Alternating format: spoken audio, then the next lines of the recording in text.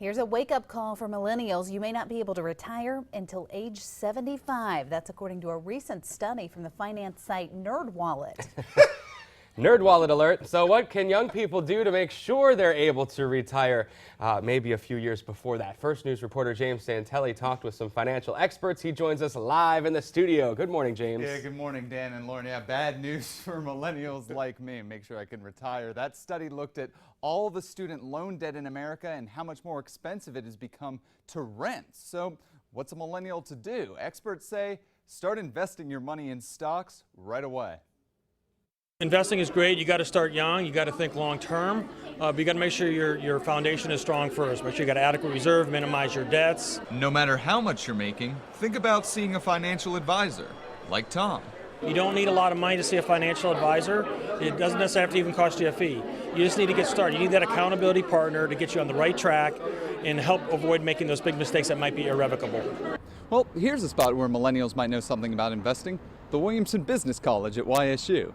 Any plans for saving once you do finally get out of school? Oh yeah, definitely put some money away, invest in some stocks, maybe start my own retirement plan. Yeah, I'm going to get a job soon. Instead of getting money from my parents, I want to invest some for the future, for my later in my life, because you never know what's going to happen in life.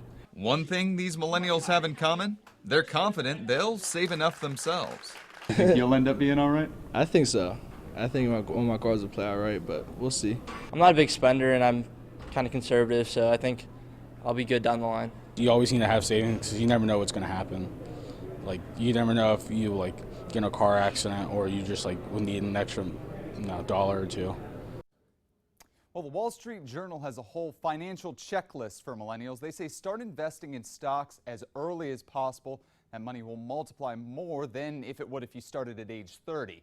Once you get a job, see if your employer matches contributions to a 401k, and if they do, max that out. Advisors say it's free money.